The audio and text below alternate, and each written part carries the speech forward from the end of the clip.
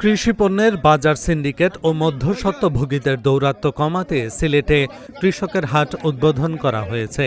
শনিবার নগরের টিলাগড় এলাকায় এই হাটের উদ্বোধন করেন বাণিজ্য, শিল্প, পাট ও বস্ত্রমন্ত্রী খন্দকার আব্দুল মুক্তাদির। এই হাটে সিলেটের প্রান্তিক কৃষকরা কোনো ধরনের মধ্যস্থতাকারী বা দালালের সহায়তা ছাড়াই তাদের উৎপাদিত পণ্য সরাসরি ভোক্তাদের কাছে বিক্রি করার সুযোগ পাবেন।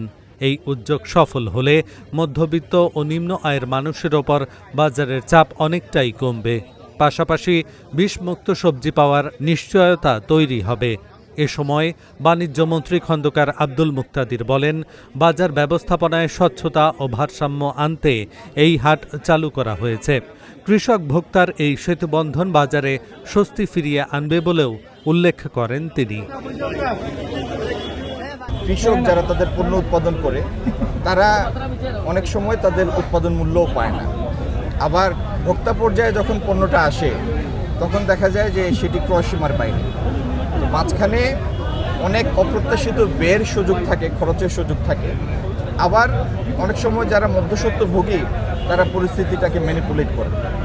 তো বাজারের এই অব্যবস্থাপনাটা দূর করার উদ্দেশ্যে আমরা সিলেটে একটা পাইলট প্রকল্প হিসাবে এই কৃষকের হাটের উদ্যোগটা নিয়েছি, যাতে কৃষক সরাসরি এসে ভোক্তার কাছে তার পণ্যটি বিক্রি করতে পারেন।